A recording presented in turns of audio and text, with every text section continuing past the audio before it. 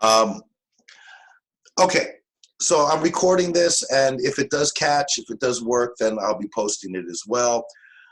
If we stay a small group like this, I think you guys can really benefit.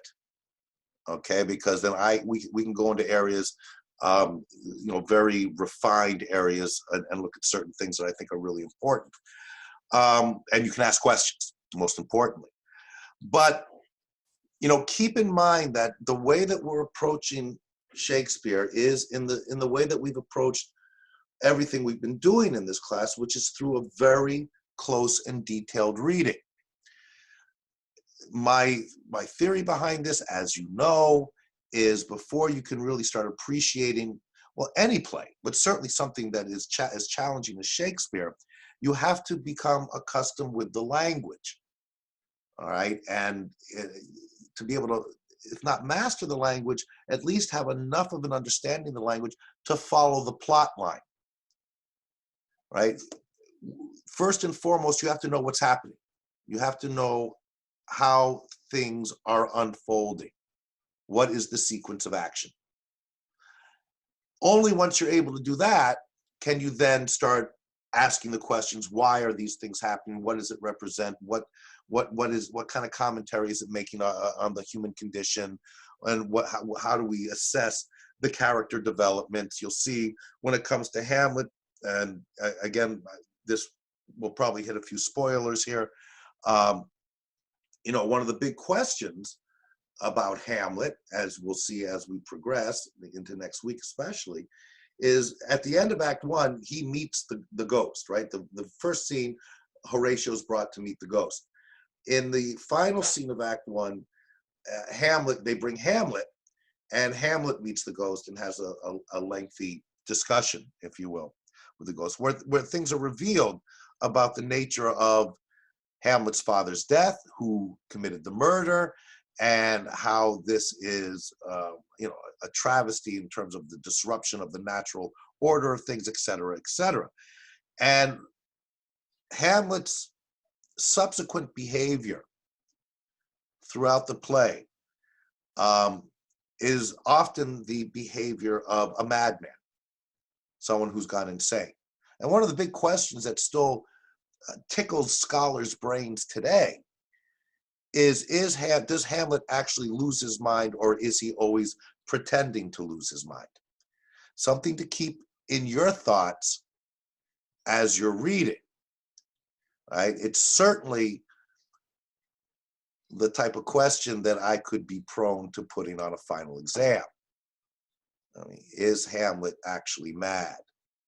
Right? And then you would be asked to then take a position one way or the other, and then, of course, substantiate your position with evidence from the text. All right? But there's a number of questions that also are similar, where we just don't know. I mean, even in this first act, if you've gotten to those of you who have read the scene with Ophelia, right? When Laertes is giving her advice, and then Polonius is giving her advice, and their advice to her is, stay away from Hamlet. We know that he's trying to seduce you and all this stuff, and it's never going to work out. We'll take a look at the scene a little more closely perhaps today, or certainly be in the next video. It's just not going to go well. He's well above your station. He's, etc. And they harp on the idea with her, so whatever you do, don't get too close. Don't get intimate with Hamlet. There's a suggestion in those exchanges that she already has been intimate with Hamlet, and that she is hopelessly in love with him already. It's not a moment of courtship between the two of them. It's gone well beyond that. Another thing for you to be thinking about as you're reading, when we look at that dimension. Remember, while there were subplots in Merchant of Venice, there's a lot of different things going on in this play. All right, and the subplots, more often than not, for the most part, are mirroring the main plot. And the main plot, of course, concerns Hamlet. And we certainly know that first and foremost because of the title. And we of course are aware of, as we were looking at in Fences, and to some degree in Merchant, but mainly in Fences, father-son relationships. Well, we have a continuation of that here. So be attentive to all the father-son relationships. That includes dead fathers who are ghosts, okay? And you want to see how that mirrors. Look at Laertes and his relationship with his father Polonius. And also keep in mind that there's a mirroring with Fortinbras, right, whose father was killed by Hamlet's father. And that mirrors not just the father-son issues, but one of the main themes in this play, the theme that revolves around revenge. Okay, because again, if you finished Act 1, then you know that what basically the ghost is asking Hamlet to do is revenge his murder. And this becomes very much in line with a revenge play. A complicated one, a nuanced one, because for Hamlet, as we've seen, and we'll take a look at some of the things that were in the previous videos. I won't go into quite as much detail, but I think it's really important given where you guys are at this stage, pretty much just finishing up Act 1 or about to finish up Act 1, where we have to recognize the character of Hamlet is very much one of deep thought, perhaps too much thought, which impacts his ability to make decisions. All right, there's the clip that I tried to show last week of the Laurence Olivier interpretation of Hamlet. Is the opening begins, and I guess we couldn't hear it. I may write it up there, so maybe we saw it. This is a story about a man who couldn't make up his mind. It's a possible way of looking at it. I think it's got a little more to it than that. But there is this issue of Hamlet's hesitation to act, and that hesitation to take action is often predicated because he's thinking of too many things, too many possible outcomes. And the more you explore the possibilities, the more options, the more possibilities that you recognize, the harder it is to make a decision, right? I don't know, any Big Bang Theory people out there? Thumbs up if you are. Do you know what the Big Bang? Yes, okay. There's an episode, if you're not familiar with it, it's a fun show. But there's an episode when Sheldon has to decide between buying a PlayStation and an Xbox. And Sheldon, dare I go there, similarly to Hamlet, thinks a lot. And he's just constantly saying, well, if I get this, and these are all the positives, but then if I get this, and this, and he goes back and he can't make a decision. Okay, so I don't know if there's many teachers out there that have ever made the comparison of Hamlet to Sheldon Cooper, but there, I went there, and it's being recorded if the recording sticks. But I think it's a fair way, to contextualize it in a much more contemporary environment, to understand this particular element, one of many elements regarding Hamlet's extraordinarily active mind. And we see that constantly. Keep in mind as well with Hamlet, what we're looking at, a couple of things you should know, some logistical things about the play. And I mentioned this in one of the videos, and I'll remind you guys as well.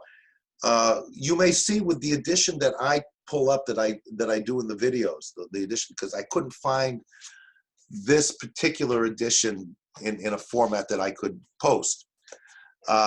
You'll see there'll be some differences in the text, different words, sometimes different phrasings. The reason for that is there's no definitive edition of Hamlet.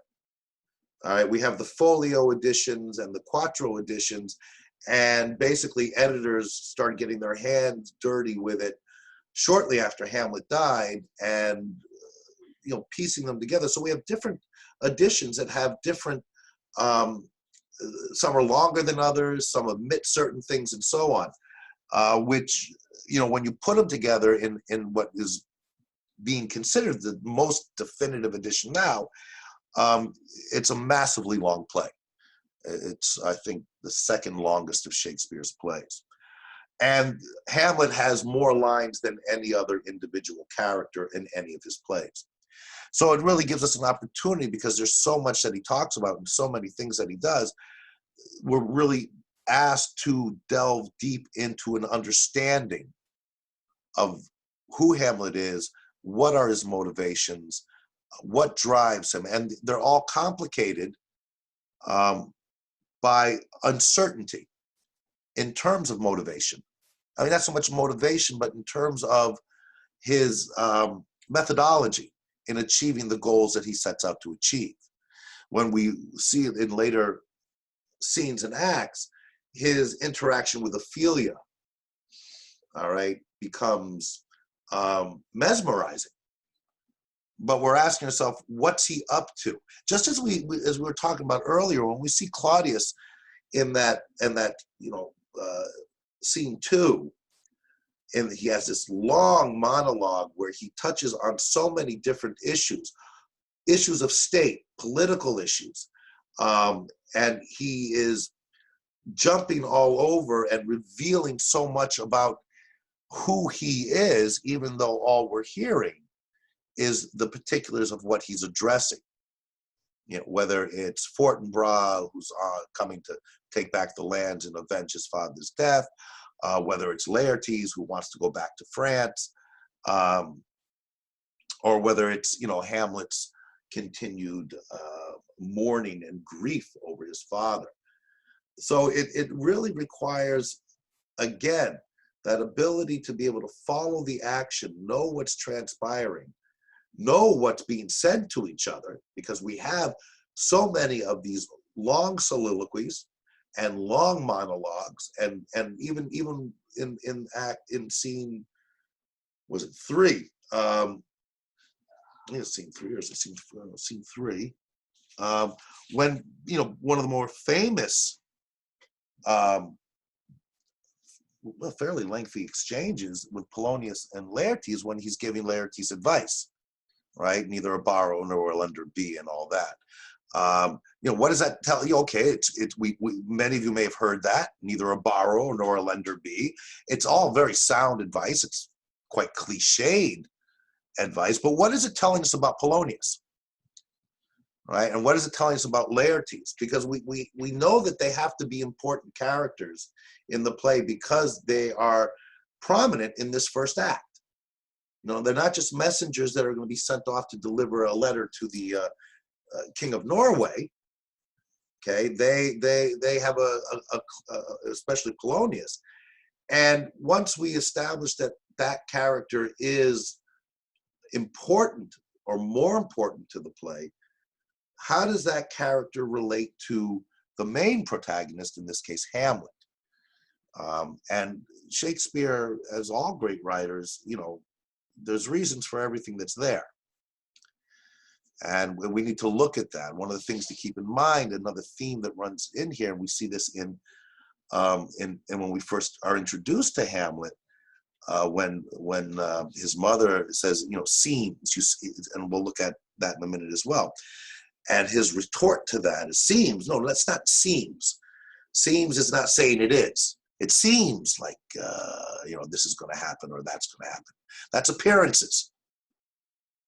That cannot express what is truly inside. And Hamlet is very much about what's inside. And appearances can be extraordinarily deceptive. and the recognition of how deceptive appearances can be allows those who are aware of it to manipulate that to achieve their goals. We see Claudius engaging in this. We see Hamlet very much engaging in this. And again, they work as foils to each other on that level. Okay, as usual, just a reminder that this will go about an hour to an hour and a half, okay? And again, I will, suggest to you, especially now that these virtual classes are not recording properly, I don't know if this one will, talk to your friends and colleagues and, really encourage them to come to these virtual classes, because the final exam is going to be challenging. All right, it's Hamlet and it's Shakespeare, and I'm trying to make sure that you guys have enough exposure to do a good job. And this can never replicate the classroom. Okay, it's getting better. All right, but especially with the way that I teach, as you know, I can't see you guys. I have no idea if you're sleeping or on your phones, and and the whole big thing for me is to be able to keep you engaged, and I can't. I don't know. I'm gonna think positive, but nonetheless, let's just quickly, if I can find it, remind ourselves of the characters, and I will be posting more PowerPoints. All right. The problem is, as we discovered when we went over this last time with the PowerPoints, is that it's some of it may not make any sense until you've read a bit further. So, I'm not going to go over it again. It's just to remind you that there's Hamlet and Claudius, right, who's really an important character vis-a-vis that all of Hamlet's action after the final scene in Act 1 is geared towards the request that his dead father, the ghost, makes of him in that scene to seek revenge on Claudius. Okay? Gertrude, the relationship between Hamlet and his mother, is an intriguing one and can be played different ways. Again, I've seen so many productions of this play, and how that relation, the dynamic of that relationship, it mainly depends on what we make of Gertrude. Because while we're very much questioning Claudius's political motivations and his lust for power and becoming king at the expense of Hamlet, and his rhetorical skills and convincing everybody, including Gertrude, to marry him, about a month or so after her husband is dead, a lot of focus is always on how Claudius must have manipulated her, and that Gertrude is a weak character, and certainly Hamlet, frailty thy name is woman, and his anger towards his mother for doing this. But, what does motivate Gertrude to do it? Why does she marry Claudius so soon after her husband is dead? Something to be thinking about as we see her character evolve. All right, and we can only understand these characters through their own words, what they say, but also what other people are saying about them. The only time we can really get into a relatively comfortable and safe understanding, right, of a character where we can trust it the most, never 100%, but the most, is when they are speaking through soliloquy or an aside. Because that's the way in theater we get to know what's going on in their heads, right? And we've talked about this, because we don't have a narrator like we have in short stories and in novels, okay? Who's telling us what they're thinking? No one's telling us what they're thinking. They tell us what they're thinking, but the only time we can trust that, we can't really trust it if they're talking to someone else, because they may be trying to deceive someone else. The only time that we can really trust it is when they are speaking to themselves / to us. And we see that in that first great soliloquy that Hamlet has in scene 2, which we'll look at as well. So, you know, what do we fully know about Gertrude? We can't know at this point. And I'm not here, I think you've gathered by now, I'm not going to sit there and tell you one way or the other, because it doesn't work that way, especially in a play like Hamlet. There's many different possible interpretations of how what we make of these characters. And if you doubt that in any way, just look at all the different productions and how it's portrayed. Every one of these characters is portrayed in different ways. I mean, the essence is still there, but the subtleties can really change the way the play is performed. And that poses a greater challenge for us, because we're not here to see a performance. We're reading it, which means we are being asked as readers of the play, as opposed to watching a production. Because if we watch a production, the interpretation has been done for us to a large extent by the director and the actors who are going to play the part of Gertrude or Hamlet or Polonius in a certain way. And it's going to be consistent throughout the play. But given that there's many different ways that they can be played, because there's so much nuance to their characters, we as readers of the play are being asked to explore all those options. So as if we are looking at, 10 plays all at once. I don't know if that's making sense, but it is one of the big differences between reading and studying a play as students of literature, as opposed to going to see a performance. I don't know if any of you have had a chance to see the film adaptation of Fences. Okay, it's a good film, but you can see how the director not necessarily altered things, but had a certain interpretation of the characters, and then had to stay consistent to that, which blocks off other possible interpretations. What the director has to go through in making his determinations as to how to play each of these characters, what to tell the actors and how they should play it, is that director, he or she, has to go through what we're going through, at least to some degree, to ensure that they have an interpretation that they feel is that they can support and substantiate through the text. Hope that's making sense. Now, Polonius, again, the Polonius, Ophelia, and Laertes triad here is important. Be particularly attentive to Polonius. Polonius is very much a counter to Hamlet, as is Laertes, father-son, in terms of when we talk about Hamlet dismissing appearances and wanting to know what's really inside. Polonius and Laertes very much are the opposite. It's about appearances. It's about how you look. All right, and it doesn't. They're not as concerned. That's why when we look at Polonius's famous speech, neither a borrower nor a lender be, it's all great advice, but it's all surface. It's all cliched. It's good advice, but it doesn't really. It's the same kind of advice that could be given to absolutely anybody.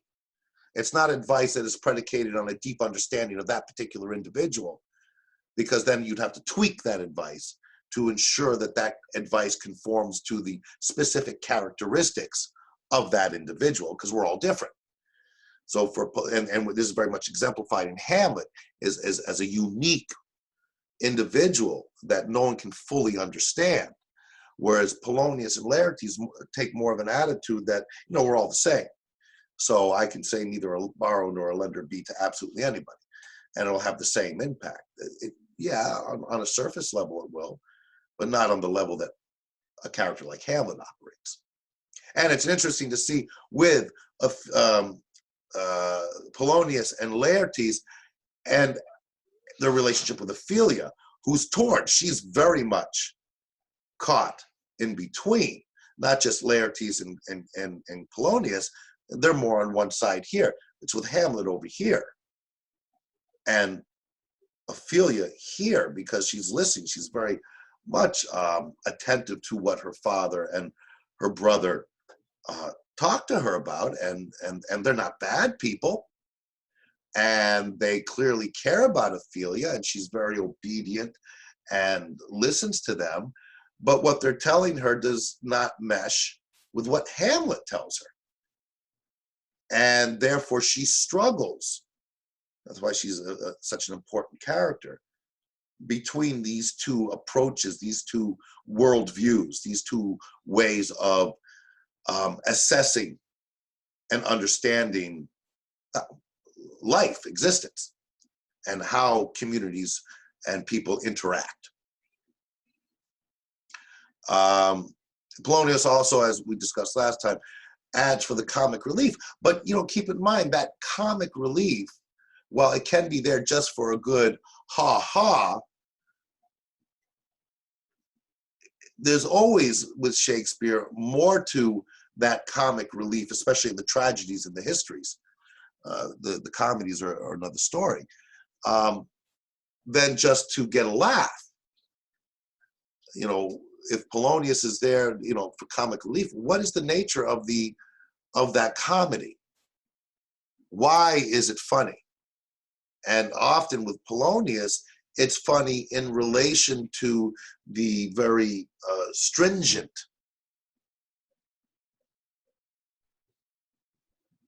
and cerebral nature of Hamlet. So Polonius comes out as being comical in relation to that, but also if Polonius, when he is engaged in those comic moments, is he trying to be funny? I mean, it comes back to discussions of the fool in Shakespeare, and the role of the fool is there to entertain, to to be there for the king or the court, to entertain, but at the same time, some of the most profound words of wisdom can come out of the fool. Well, Polonius is also a very layered character. Ophelia, we just talked about. She gets really torn, and it's a testament to some degree of the struggle when you are in a society where you have very little agency. All right, women in this case, and it's quite a commentary on the oppression of women in this society, and how that can really impact. If they don't have their own agency, then they're reliant on what others are telling them. In this case, Laertes and Polonius on one side, Hamlet on the other side. How is she supposed to be able to make that or understand and make choices if she's in a society that does not allow her to make choices? Okay, and that can speak much to her state of mind as the play progresses. So again, and there's obviously plenty more characters, but that gives you, a reminder, and trying to expand it now, our discussion of the characters, expand it to the play itself, okay, which we'll do a bit now. So we'll look at the text. Given where you guys are in terms of your reading, now again, I don't want to repeat too much of what's in the already posted videos. Where are we here? But I mean, I think we went over to a fair extent, a large extent, the opening scene. So I'm not going to revisit that. But I don't think we talked much about the second scene. It's a vitally important scene, and there's a whole video that really unpacks it at length.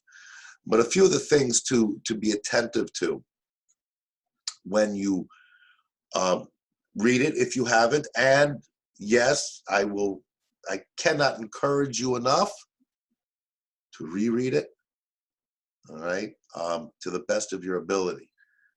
If you really want to get an understanding. I've read this play literally dozens of times, okay? And every time I'm learning something new about it. And I'm not, my hand to God, okay? It's this and King Lear, I think, are Shakespeare's two masterpieces. They're all masterpieces, but his two masterpieces, if you will. So we were talking about, and Claudius, again, is an important character for a variety of reasons, not the least of which is it will be the focus of Hamlet's revenge. He will be the focus of Hamlet's revenge. And what do we know about him? And this whole opening monologue is often not enough attention, I would argue, is necessarily paid to it, because it really gives you an understanding of how manipulative Claudius is. Now, of course, it's easy for me to say that after I know what Claudius has done and I know the whole play, and you may not know that when you're coming to it at first, and that's a legitimate, it's a legitimate position to be in. But it just, again, speaks to the necessity or the desire to read very carefully, especially if it's especially if it's your first encounter with the play. I mean, in many ways, I'm very jealous of any of you who are reading this for the first time. I mean, you get to experience this for the first time, and that's great.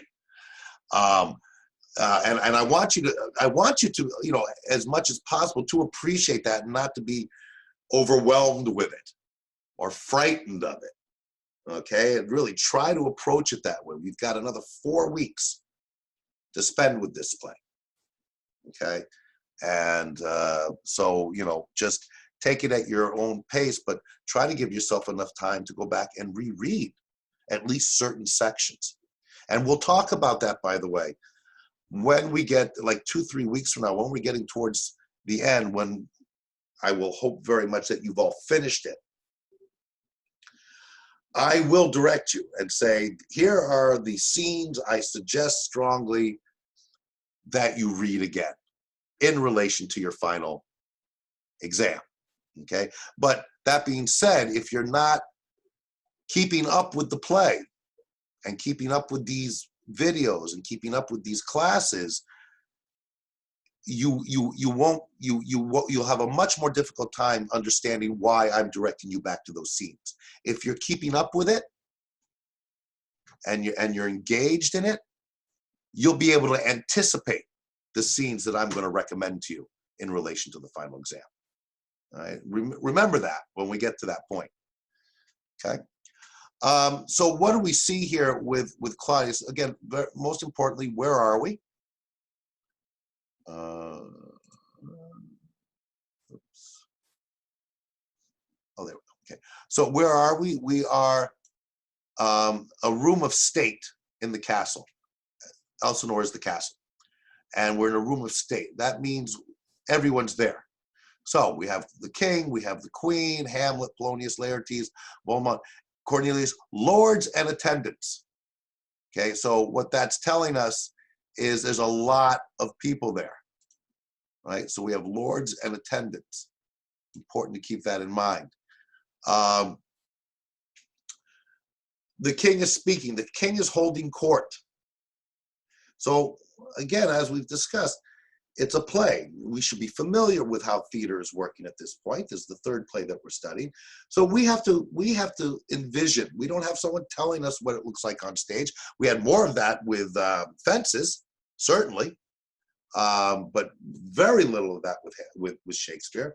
So we have to get a picture in our mind to some degree what it looks like. And you can envision here that the king, you know, would be standing above, or it'll be in a place of honor with the rest below. So you can see a raised platform that would have the king up top, You know, so if this is the stage, you would see something along the lines of, you know, here is a raised portion of the stage, and here would be the king, okay, and the queen, okay, and then here everyone else would be down here. There's many different ways you could stage it. You don't have to have the details because you're not a stage director who has to set everything up. But you want to get the sense that the king is holding court and the king is Claudius. Okay. And what does he start off with here? Talking about, he's addressing everyone.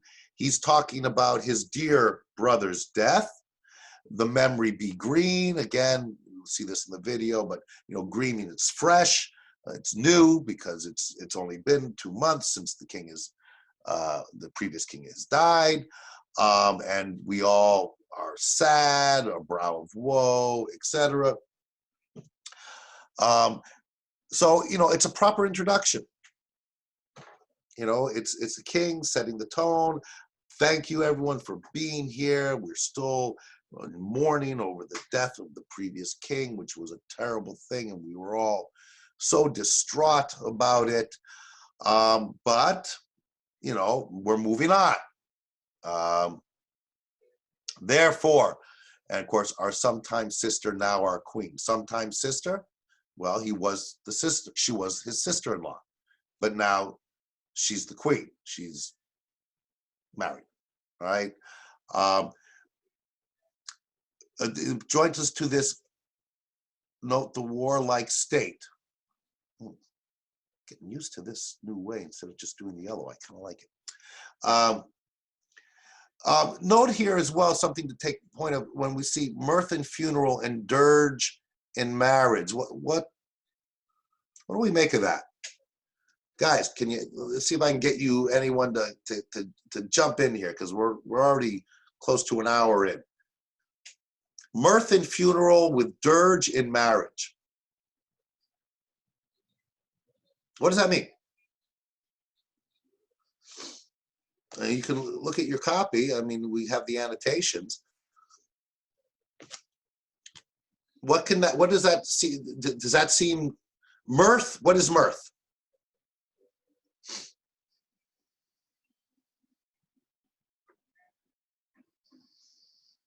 Anyone?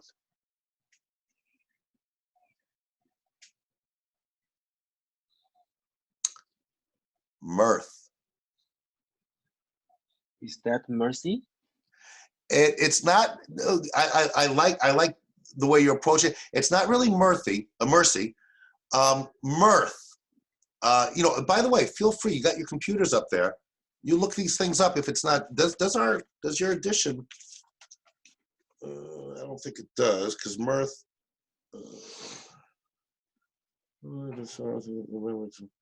Judges, does it say it? No. So mirth is happiness. Okay. So what we're looking at here, and what's dirge? Look it up. This is what I would. God, that makes me feel like I'm back in class. What I would tell you guys. You got a phone? I don't tell you can't have your phones as long as I don't hear them. Use it. Look it up. What is dirge?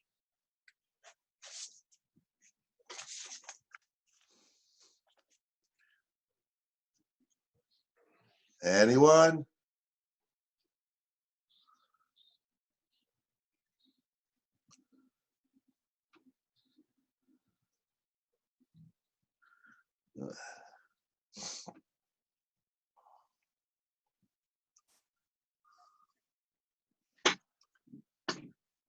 Okay.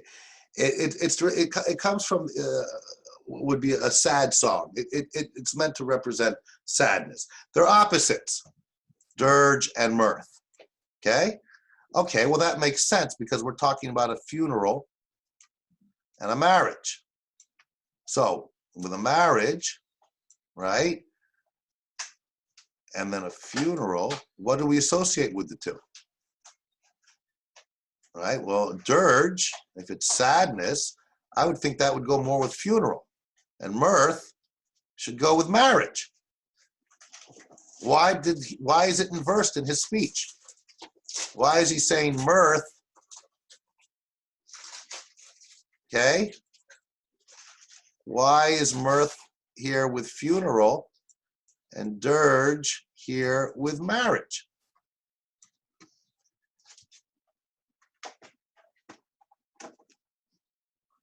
I'm not trying to be difficult. I'm trying to.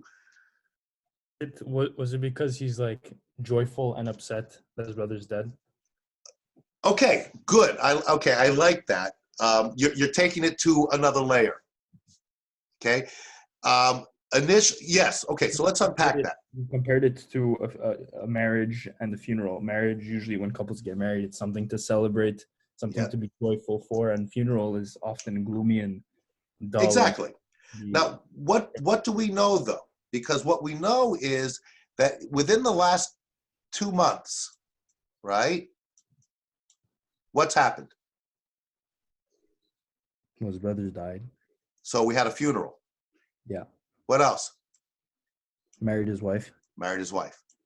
So these two things all happened within this very short period of time. He married his wife to balance the death of his brother. Well, why he married the wife, we can't really glean from this yet. I mean, it seems like she very much wanted to marry him. But this is the purpose of the reason I'm doing this is to try to familiarize you a bit more with how Shakespeare writes when he's putting these words into his characters' mouths. With mirth in funeral and with dirge in marriage is a way that this poetic type of language that's being employed here is showing that these two events, a funeral and a marriage, happen so closely together that we, in this very short period of time, we were mingling the mirth and the dirge, the happiness and the sadness at the same time. Okay, it's to show this juxtaposition of opposites. All right, that's occurring here in the actual action that is transpired during this 2-month period. But it is a preparation as well for a recurrent theme of the convergence of opposites, very much in line with the struggles that Hamlet has. What's the most famous line from this play? I'm sure you've all heard it at some point. Is that it? What? To be or not to be? That is the question. Okay, we're going to come to that. We're going to look at all the soliloquies very carefully in this play. But what's happening there? To be or not to be? Okay, they're opposites, right? It is in the context of him contemplating suicide and all this, but it is these types of blendings in this oxymoronic manner, right? We don't associate mirth with funerals and dirges with marriage. But by putting them together like this, it does a couple things. One is it initiates the idea of convergence and blending, that nothing is completely absolute. Okay, and it's also foreshadowing, and to some extent, because we've already seen a bit of this, this sense of not knowing exactly what's what and who's who. So you can find this in a single line in Shakespeare. The reason that I put such emphasis on this now is once you see it here, because that should have immediately grabbed. I mean, when you start reading through this, and this is, I've taught this a few times, and people get kind of bogged down and they kind of skip over it, right? They get a general sense of what's going on, and they figure, well, it can't be that important because it doesn't seem to be, talking about much, but it's talking about a lot, and you need to, have that rigor in your reading to say, hey, wait a minute, why is he saying mirth and funeral and dirge and marriage? It should be dirge and funeral and mirth in marriage, and that will, if nothing else, get you to go back and read the whole context. Let me clear those. There we go. Another point here, which I do touch in the video, but it is an important one. I touched on it earlier, though I don't think everyone was here. So when, and again, I think it's important, and this is why I like doing it with you live, as opposed to just doing it in a pre-recorded video. In equal scale, weighing delight and dole, taken to wife. Okay, so he's taken to wife Gertrude.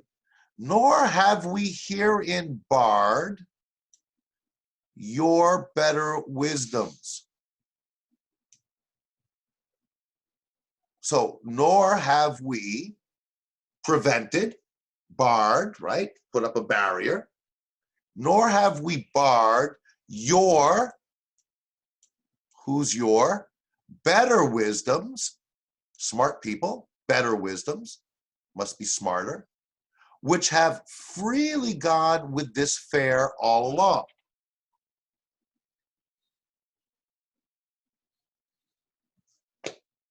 What's that? Look at the context. It's coming after he's talking about, you know, we're in this warlike state. This refers to the situation that's unfolding with Fortinbras. Remember, we talked that's revealed in the first scene as well, right? If you weren't here last week or you don't remember, again, the video is up. And now he's talking about how this warlike state, these crazy times, in just the past 2 months, things are blending. There's happiness, there's sadness. We had a funeral, we had a marriage. But he is talking here specifically about, I've taken to wife, I've married Gertrude, and immediately says, after he's talking about marrying Gertrude, nor have we, that's the royal we, can be, it's him, all right? It could be Gertrude as well, but not really, because women in this society are really relegated to a certain status and not one of much power, though some fight for it. We herein, nor, right, don't forget the nor, have we herein prevented your better wisdoms. In other words, whoever your is, we've listened to you, and you have better wisdoms. And those wisdom which have freely gone with this affair all along. Your wisdoms which have agreed with and have been a part and have embraced this affair, the affair being the marriage. So now, once we unpack that bit, we look at, well, who's the your, right? Who are they? Well, we know they have better wisdoms and that they have seemingly engaged in some kind of participation with the decision-making, and they have agreed with the marriage, and we would know that this marriage is a bit of a problem because they have, as I mentioned earlier, it has this incestuous quality to it. Might have been very much frowned upon. There's already undoubtedly some people say, how come Hamlet didn't become king? Why did Claudius become king? And then he married. I mean, people might get suspicious, and it's considered to be sinful if it's incestuous. So what this brief, 2 lines, 2.5 lines is telling us is that your better wisdoms, who's being referred to here, are his advisors. Remember, we're up here, room of state, with all the advisors, all the people that surround the king to help the king make the decisions of state. Remember, this is politics. It's like a prime minister. It's like a president. It's a king. His advisors, with their better wisdoms, have freely, I didn't coerce you, I didn't say you had to, you have all freely, at least, agreed with this marriage, with the suggestion that you even advised me to marry her. This is a very political way of justifying his marrying of Gertrude. right? And again, it becomes, I think, a little more understandable when we understand who his audience is. And his audience is mainly these lords and attendants. These are the people that these are the people he wants to assure them, hey, everything I'm doing here is legit. And again, anyone who knows the story, who's read forward, we're going to find out that nothing he's doing here is legit. All right. So again, the focus in doing this kind of a reading, which now that I'm getting the hang of this, I quite like, is to give you a better sense of how you want to read the text. Because this is, excuse me, this text is way too long for me to go through it line by line. Ideally, that's the best way to do it. We don't have time for that. I'm going to have to go through certain scenes. Like in the first two videos, I've only covered the first two scenes. The rest of the videos and these classes, I'd like the classes to do more something like this and get your participation. But the videos, I'm not going to be able to do as close a reading in the future videos as I did in the first two videos. There's just not enough time. Okay? So when you look at the two videos that have been posted and you look at this one, hopefully if it records, but even if it doesn't, you guys are here. This is how you want to plan your reading. Okay? And yes, you will need the annotations at the bottom of the pages. And you will also probably need your phone to look up certain words. Try to do your time management accordingly when you're reading this. All right. I mean, what I'm going to be doing is doing probably one more video where I'll cover scenes 3, 4, and 5 of Act 1, and get those posted obviously before our next class. But next week, we're going to start talking about Act 2. Okay, which means we may not have much time other than the videos that I post to discuss Acts 3, 4, and 5, or even that much, finish up with scenes 3, 4, and 5, or scene 2 here. I mean, you have to do much of the work yourself. This is just to guide you towards that. Okay. Questions at this point? Is that making sense? I mean, do you see, again, it's to really try to get you more accustomed to the language, which is usually the biggest problem people have in their first few encounters with Shakespeare. Okay, I know we're already over an hour, so I'm just going to look at a couple of more things quickly, and then we'll wrap it up. All right.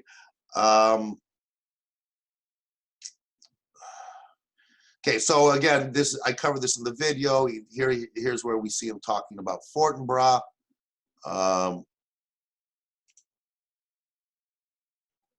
Where he dispatches the letters to Fortinbras' uncle, because Fortinbras' uncle, Claudius tells us, doesn't realize that Fortinbras is going to cause trouble.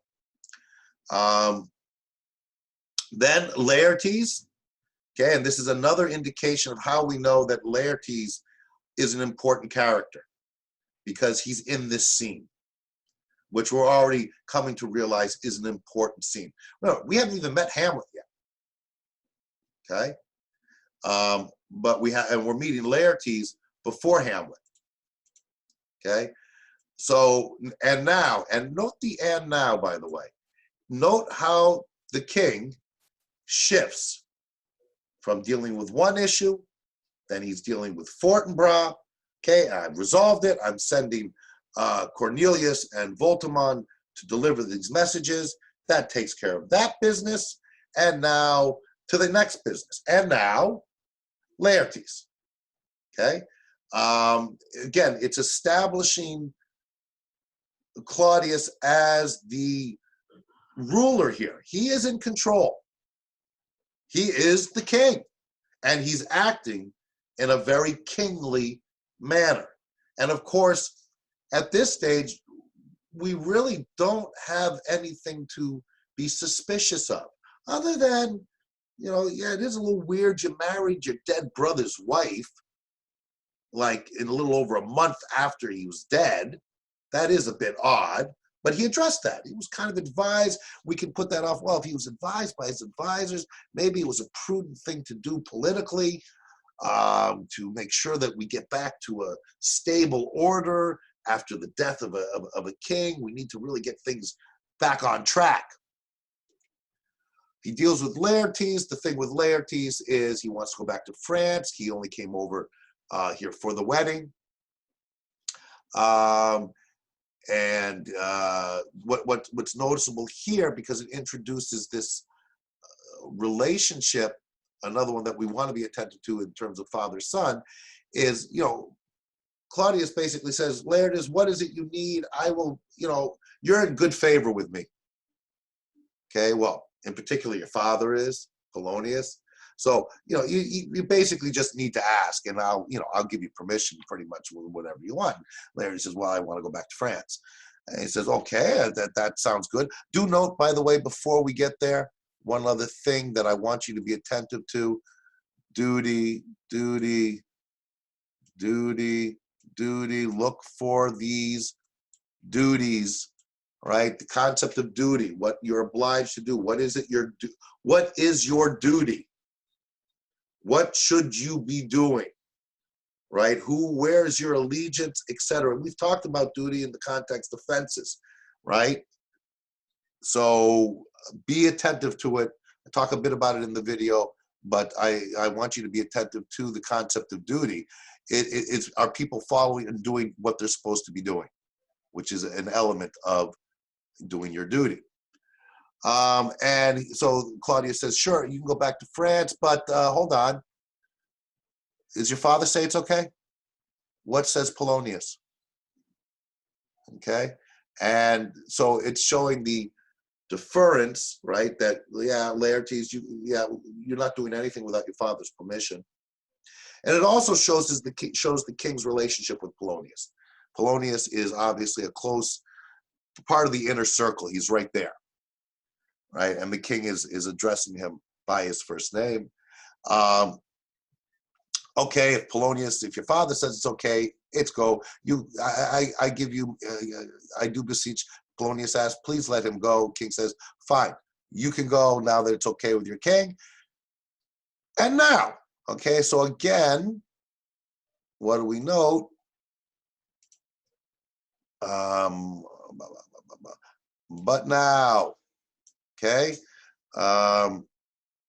here in relation to and now, but now, and now. It's again, it's indicative of this environment of the king is, okay, let's take care of the business of state. First we do this, then we do this, then we do this. And in this case, it blends from, major things that there's, we're on a warlike footing because of Fortinbras, but we're also dealing with somewhat personal matters. And we're doing it in front of the court. Okay, telling us that Claudius wants to have, not so much with Laertes, yes, to some degree, but he wants to have all these discussions in front of the court. And in terms of why Laertes and Polonius in front of the court, it's letting the court know, it's letting all the attendants and all the other people who are part of that inner court know, Polonius is really important to me. Okay? Which means his son is very important to me. And you all need to know who's important to me because I'm the king. Okay? And then he comes to Hamlet, which again, he very much wants to have this exchange, perhaps anticipating how Hamlet's going to respond so that he can respond in kind. And he wants to have this exchange in front of the whole court. Right? And as we know, we've read it, when he really goes after Hamlet. I mean, and what is really noticeable in this exchange is, on the one hand, but now my cousin Hamlet and my son right? So it's starting off like, Hamlet, my boy, you poor boy, you know, your father, my brother, you know, died, but now I married your mother and you are like my son. So it starts off with this. But again, at this point, we should start going, or maybe I'm influencing too much, you know, get a little suspicious of what the motives are here with Claudia. Note, and I brought your attention to this, and I continue to do the aside. What does that mean? Again, a reminder, it means that Hamlet, no one else on stage hears what Hamlet says. He turns over like this, and he's talking as if to himself. It's actually what's going on in his mind. But we, in the theater, we can't know that. We don't, it's not a novel. We don't have the narrator. So there's these asides. Always be attentive when there's an aside or when someone's alone on stage and delivers a soliloquy, because that's how we're getting into the mind. A little more than kin, he's playing punning here, and less than kind. Okay, so kin is, that's relationship, but kind, yeah, how kind, and what does kindness have to do with this? We'll come back to this. You have to be very attentive to the punning and the play on words that Hamlet engages with all the time, because especially when he's talking, you know, it's one thing when he's talking to himself. We have to unpack that. It reveals much about his personality. But then he employs that same manipulation of language and punning when he's talking to others, which baffles the people he's talking to. That's why we have, going back again, people wondering, is he pretending to be mad or is he actually mad? Okay. So he continues with this, right? So how now my son, my cousin Hamlet and my son, and the question he's asking, how is it the clouds still hang on you? The clouds being the clouds of despair, of grief, right? And what this whole exchange unveils is, you know, Hamlet is still very much in mourning for his father, and his mood is very melancholic, seemingly because of his father's death. And even his mother, again, I go through all the other aspects of this in the video, so you can look at that and catch, because there's a lot more here, and I'm trying to wrap this up a bit. And this is when Gertrude, his mother, gets involved. Good Hamlet, cast thy nighted color off. Okay, so the nighted color, Hamlet's all dressed in black, black of mourning.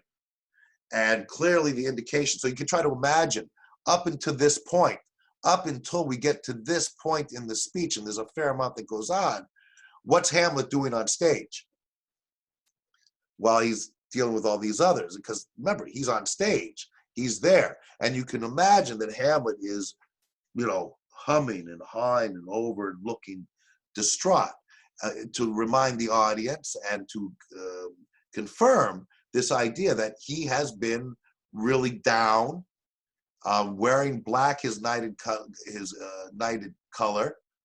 Well, since his father died, it's been 2 months.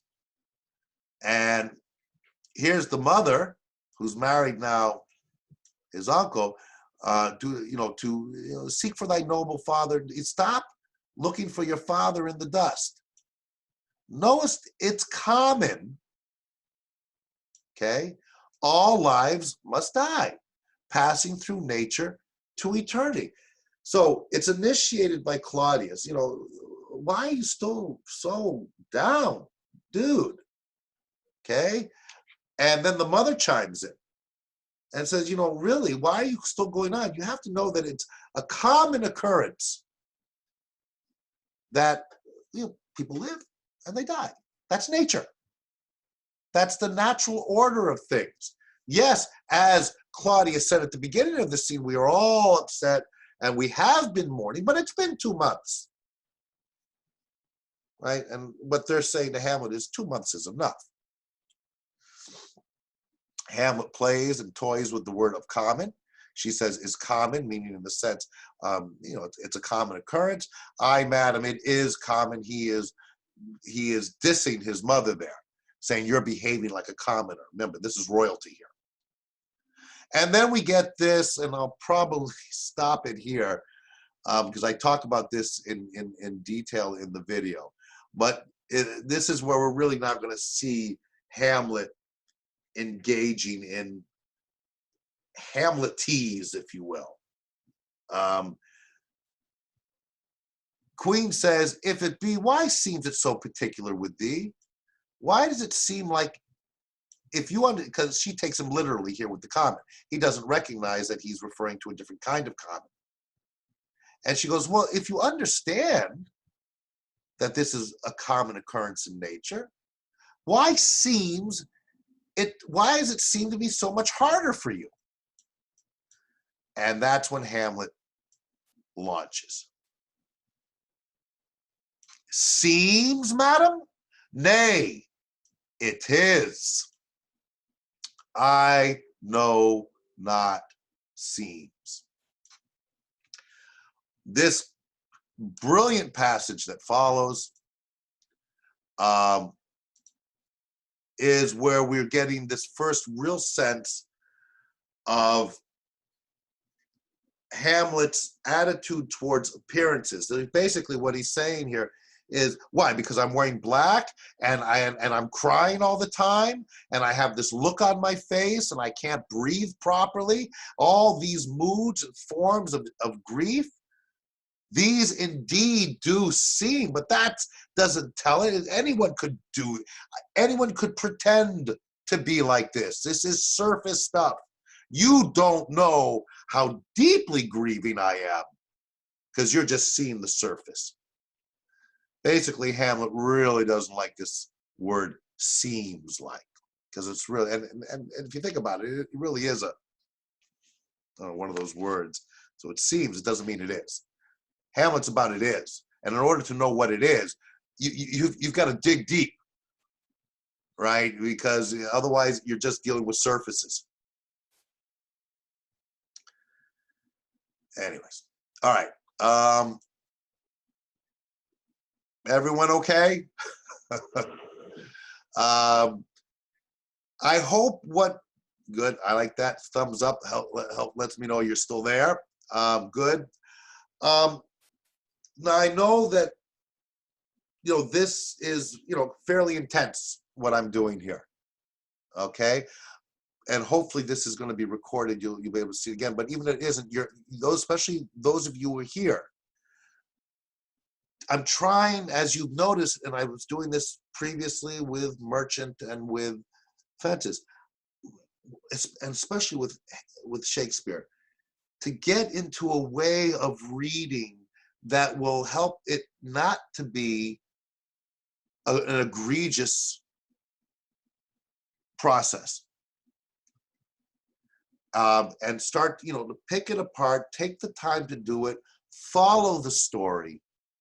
All right. Yeah, I'm not saying you have to, spend as much detailed reading as I'm doing, but if you finish a scene or even a part of a scene and you're going, I don't know what just went on here,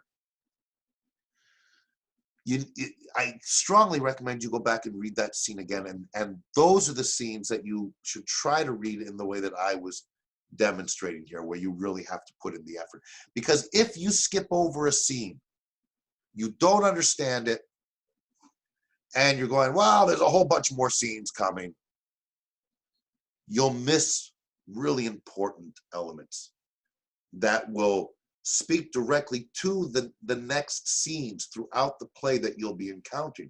And you may get an understanding of those future scenes, but you'll never get the full understanding if you left that one scene without understanding it, because it all connects. Okay, so if this recorded, it'll be posted later today. If it didn't record, I will be posting a video on Acts 3, 4, and 5. Scenes 3, 4, and 5 of Act 1, which will go up certainly before our next class. I'll try to get it up by the weekend, if not sooner. Do try, yes, try to get through Act 2, all right? Or at least start Act 2 by next week. Ideally get through it, and if you can read ahead, even more so.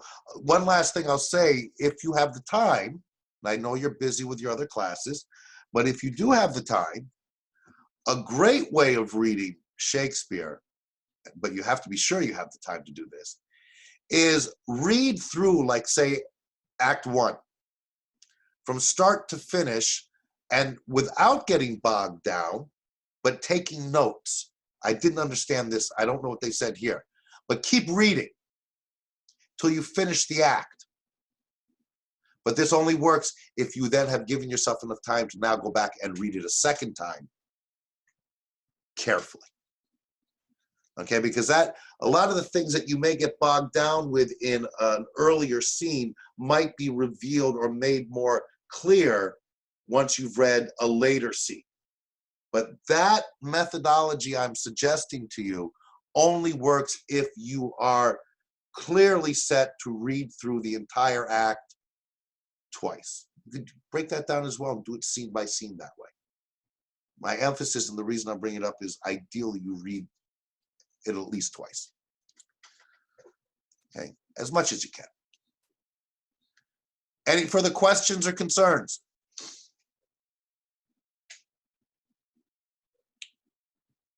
Everyone's good? All right, guys, I'm glad you're here. I think really, those are because there's low attendance here for these virtual classes. And again, I'm not sure it's going to record, but I really think there are great benefits. It's not the same as being in the classroom, God knows. But this is as close as we can get to it. And I think there are real benefits to being here. As long as you're, if you're staying attentive and following what I'm doing. I really, really, and I really enjoy it when you're here. Much more than when I'm just recording the videos, because I'm basically by myself. And that's not how I like to teach. Okay. Everyone be safe. Okay. Always be sure you're checking Omnivox for notifications, etc., etc. Be sure when you do get notifications, read them all the way through for all your classes. Okay, and I will try to make the videos smaller and in chunks. But even the videos that I've already posted, even if they're going, oh, I don't want to watch an hour and 15 minutes, however long it is, then just pace yourself. Say, I'm going to watch 15 minutes, and then I'm going to take a break, and then I'll watch the next 15 minutes. But really, do try to watch them. I mean, don't try. Watch them. Okay, watch them. You'll see by the time in 2 weeks' time, when we get into the later acts, you're going to be able to read it with so much ease. It's going to be so much easier. And I think you're really going to get engaged with this because it's just fabulous. Okay. Everyone, we'll see you next week. And if there's no questions, we're all good. I'm going to stop the recording